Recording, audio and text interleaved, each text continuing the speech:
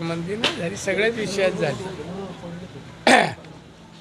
त्यामुळे हायवेचे जे खड्डे पडलेले आहेत ते त्वरित बुजवले जावेत. ज्या कॉन्ट्रॅक्टरनी काम केलं आहे त्यांना नोटिसा देणं की तुमच्यावर कारवाई का करू नये, निकृष्ट दर्जाचा रस्ता झाला आहे अशी त्यांना नोटीस दिल्या जातील. आणि त्याचबरोबर हायवेचे खड्डे बुजवण्याची प्रक्रिया लगेच चालू. पण साहेब, नितीन गडकरी ज्यावेळेला सिंधुदुर्गामध्ये आले होते त्यावेळेला 200 वर्ष मुंबई गोवा महामार्ग टिकेल म्हणून सांगितलं होतं सिंधुदुर्गाचा.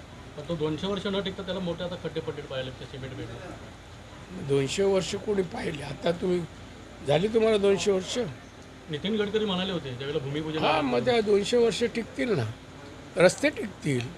पण त्याला आताच खड्डे पडले 200 वर्ष. खड्डे असे कुठे बोलले खड्डे पडणार नाही म्हणून? 200 वर्ष रस्ता टिकेल. पण गणपतीपूर्वी सर्व हे खड्डे बुजवले जाणार, कोणालाही त्रास होणार नाही. साहेब, एक राजकीय प्रश्न आहे. अस्लम शेख यांनी नितीश राणेंवरती टीका केली आहे की नेपाळी दिसणाऱ्या लोकांना मंत्रिमंडळामध्ये मंत्री केलं.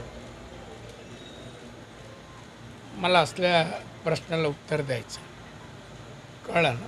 आम्ही 96 कोळी मराठी आहेत आणि ते आम्ही त्याला दाखवून देऊ अस्लम शेखला, कळलं ना. त्यामुळे असला प्रश्न तुम्ही विचारू नका, जिल्ह्याबद्दल विचारा. पाऊस आहे, रस्ते खराब झाले आहेत, साकव गेले आहेत, अशी अनेक समस्या आहेत. फंड या वर्षाचा आला का असे विचार ना. दादा, मालवणमधले काही उभाटाचे कार्यकर्त्यांनी आज भाजपमध्ये प्रवेश केला. चांगली गोष्ट आहे, स्वागत आहे, स्वागत आहे. सगळेच खाली होतील ते. धनुष्यबाण चिन्हावरती आज सुनावणी सुप्रीम कोर्टामध्ये होणार आहे. पण ठाकरेंनी असं एक मागणी केली की जोपर्यंत निर्णय होत नाही तोपर्यंत धनुष्यबाण चिन्ह पाठवावं. ठाकरे बोलले म्हणजे काय सुप्रीम कोर्ट करणार का? ठाकरे बोलतात ना ते कोर्टात उलटं होतं. हा अनुभव आहे आमचा, कारण त्याला नियम बियम काय माहीत नाही आहे. चला, तुमचे प्रश्न संपले. निवडणूक आयोगाने धनुष्यबाण हे बेकायदेशीर चिन्ह दिलं असं संजय राऊत म्हणतात एकनाथ शिंदे.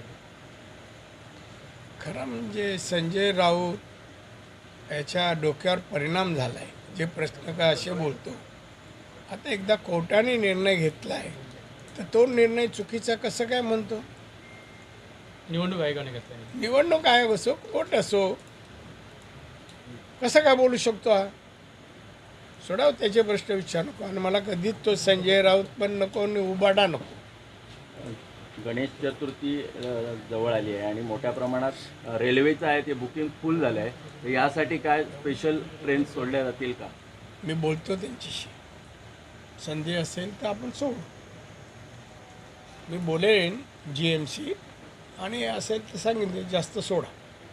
त्याचबरोबर चिपी विमानतळ आहे, तर चिपी विमानतळ अजूनही कार्यान्वित तो गणपतीच्या अगोदर कार्यान्वित करण्याचा माझा प्रयत्न आहे. आता अधिवेशनाला गेलो का माझा प्रयत्न आहे. चला.